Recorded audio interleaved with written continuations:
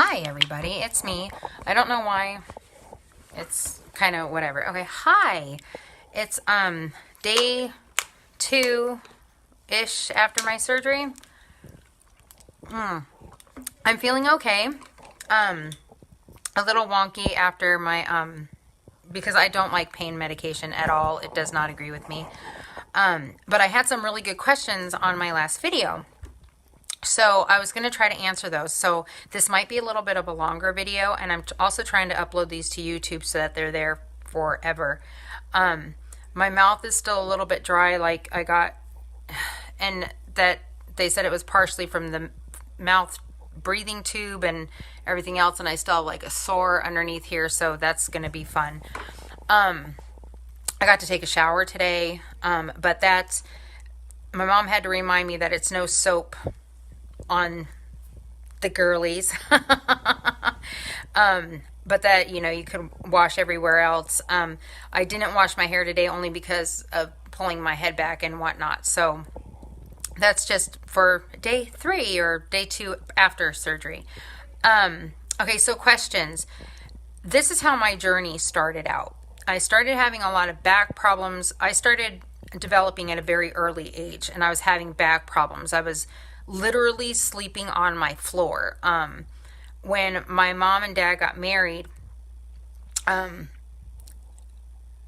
we finally had some insurance where I could go see a doctor and a chiropractor, and he noticed that my spine was curving, told me that I needed to try and see a doctor about possibly getting a breast reduction because all of the curvature in my spine was all at the top of my back up here.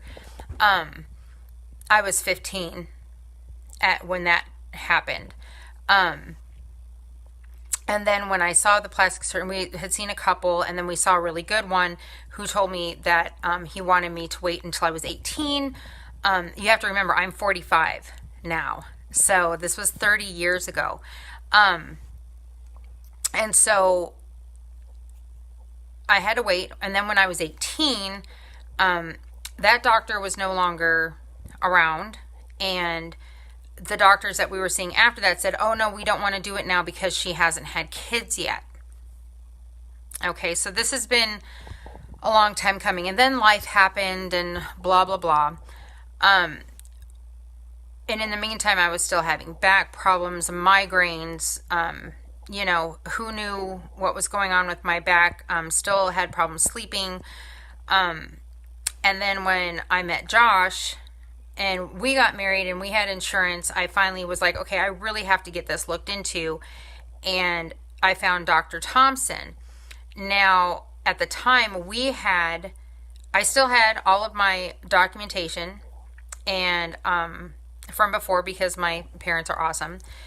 But we had Michigan State insurance, and Dr. Thompson was fantastic, and he wanted to get it done. He's like, oh, no, you've got to get this done. But the state insurance, they denied my procedure pretty much the day before I was supposed to have surgery. And they had a list of requirements that was insane. They actually wanted me to have cortisone shots. They wanted me to go like every other week into the doctor and have photo evidence of me having, pretty much they wanted me to have sores on my skin to prove that I was having my bra straps make sores on my skin. It was really interesting, the things that Michigan State actually wanted to prove to them that this was a medical condition, notwithstanding that I had 30 years of evidence, or at the time it was 27 years because this was in 2015. Then fortunately for me, so each state is going to be different where you go and what kind of insurance that you have. But fortunately for me, when Josh joined the Navy, somebody had told me, oh, the Navy will cover this, but me being me, I get very weird about, I've been denied so many times that I'm just like, yeah, whatever. But I called the Navy and they're like, oh, honey, no, if they're in network, this is how much it's going to cost. If they're out of network, this is how much it's going to cost, as long as it's a medical reason. And I'm like, oh, well, I've got medical documentation. And, I've got my medical doctor now that still wants me to get it done. And, I'll jump through whatever hoops and, and how long will it take? When it finally came down to it, it took the Navy, a naval chief doctor, surgeon, to approve my claim in 2 days. So yeah, this has been a process. So I'm so grateful for the Navy, that's for sure. To actually see everything for what it's worth, not making me jump through hoops to make me actually develop weird skin conditions and other scoliosis conditions, like the Michigan State wanted me to have. So if you're considering having this surgery, you need to document everything. Have as much as you can, especially if you have been suggested to go to a chiropractor.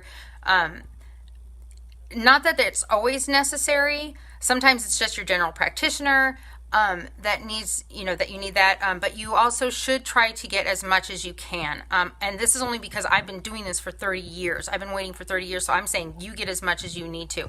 Get, your x-rays from the chiropractor. Sometimes it's just the plastic surgeon. Sometimes you'll get denied the first time and you'll have to go back the second time. So, having insurance is better. Each state is different as far as how much the procedure will cost if you don't have insurance. So there's that. Like I was saying in my video yesterday, there is someone that I know whose daughter might need a procedure similar to this, but for different reasons. And their first doctor that they went to is trying to rush them. Like, oh no, we can get her in now. We can get her in 2 weeks. Her particular procedure is going to cost almost $8,700. But she also has a different medical condition. And, who has $8,700 like right in their back pocket? And oh no, your insurance isn't going to cover this, but we can get her in 2 weeks, so let's get this done. If somebody is pressuring you to get this done, that's not the right doctor for you. They're like turn and burners. They just want you to get in there. They want to get your money. He wasn't using proper terminology. As far as, if your gut is telling you that there's a red flag, then it's a red flag, period. And you get yourself a second opinion. Some people have heard of other people out of state. Get references from other people that you know that might be having the procedure. Me, I would suggest Dr. Thompson, but not everybody can come to Michigan, because he's wonderful and I trust him with everything that I have. Even the Navy told me, they're like, you need to get this done while your husband is active. You need to get it done with a doctor that you trust, because if you get stationed somewhere else and you don't find a doctor that you're comfortable with, that could affect your healing time. And so it's better that you do get it done, even though he might not be there with you right now. So, that was a consideration that Josh wasn't here with me, but, I trusted my doctor, especially since he was supposed to do it 3 years ago. There's a lot of different things that you have to take into play. Have as much documentation as you can. If you do have insurance, you need to do your homework and see what they will approve, what they won't approve. I was appalled when I found out that Michigan wanted me to actually have, pretty much sores on my skin to prove that my bra was too small or that it was rubbing and making a disease on my skin in order to approve me to have surgery. That's not the correct diagnosis for someone to have breast reduction surgery. That's like bad hygiene. You know what I mean? There are people that do get sores and things, but again, it's just, no, that's not a reason to get breast reduction surgery because you can't take a shower. again, you need to have the right frame of mind going into this. You need to be physically prepared for this. Me personally, I had to change a whole bunch of my eating habits because of my health issues. I have Hashimoto's. I've got IBS with colitis. There were certain things that I can't process to eat anymore. So a healthier lifestyle nutritionally was just in the cards for me. But you know, eating healthier is always a good thing, no matter who you are. And it'll help your healing time faster. And it also, it helps with your insurance and getting approved for insurance anyway. Don't do it just to get the surgery. Just do it because it's a good thing to do. So eating healthier, having a healthier lifestyle it's just always a good thing regardless. Let's see, what else? What else was I asked yesterday? Again, you've got to do your research on your doctors. You know, finding good insurance. If it takes you having to save up your own money to do it, it is worth the investment, and worth saving up for if you find the right doctor. Okay. I have a lot of different people that have gone through this for different reasons. Some are breast cancer survivors. Some are like me that have just dealt with this forever.